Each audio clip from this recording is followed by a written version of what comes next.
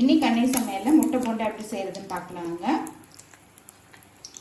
இப்போ 3 முட்டையை வேக வச்சு எடுத்து வச்சிருக்கேங்க.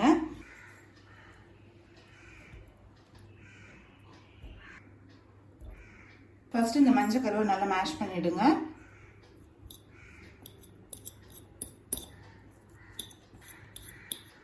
பொடியா நறுக்குன 1 டேபிள் ஸ்பூன் வெங்காயத்தை சேர்த்துக்கலாம்.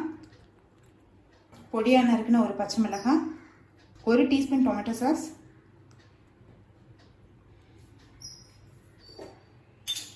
கொஞ்சம் கொத்தமல்லி,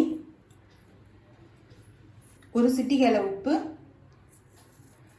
டொமேட்டோ சாஸ்ல ஏற்கனவே உப்பு இருக்குங்க, அதனால கொஞ்சம் தான் உப்பு சேர்க்குறேன். 1/4 டீஸ்பூன் மிளகாய்த்தூள், 1/4 டீஸ்பூன் கரம் மசாலா. இது எல்லாத்தையும் நல்லா மிக்ஸ் பண்ணிக்கலாங்க.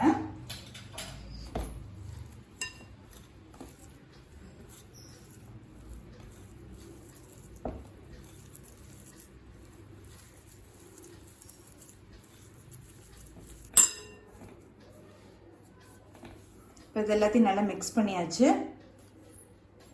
இப்போ அடுத்து நம்ம மிக்ஸ் பண்ணி வச்சிருக்க ஸ்டஃபிங்கை இது உள்ள வச்சுக்கலாங்க.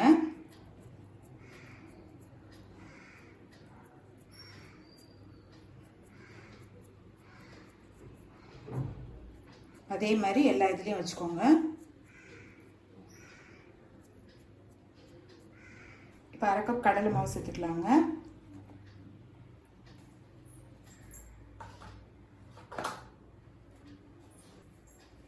ஒரு டேபிள் ஸ்பூன் அரிசி மாவு, கொஞ்சம் மிளகாய்த்தூள், கொஞ்சம் பெருங்காயம், தேவையான அளவு உப்பு. இப்போ எல்லாத்தையும் நல்லா மிக்ஸ் பண்ணிக்கலாம்.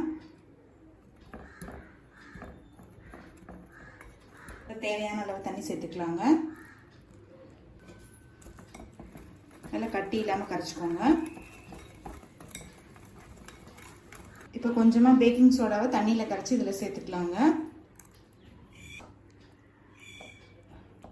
இப்போ எல்லாத்தையும் நல்லா மிக்ஸ் பண்ணியாச்சுங்க. இப்போ முட்டை போண்டா போட ஆரம்பிச்சிடலாம். இப்போ அடுத்தது முட்டையை நம்ம மிக்ஸ் பண்ணி வச்சிருக்க பேட்டரில் முக்கிட்டு போட்டுடலாங்க.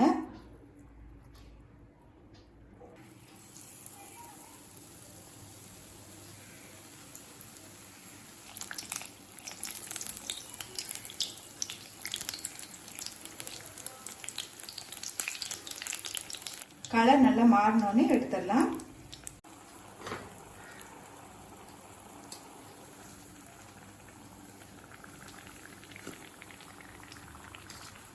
இப்போ முட்டை போண்டா கலர் பாருங்க, நல்லா மாறிடுச்சு.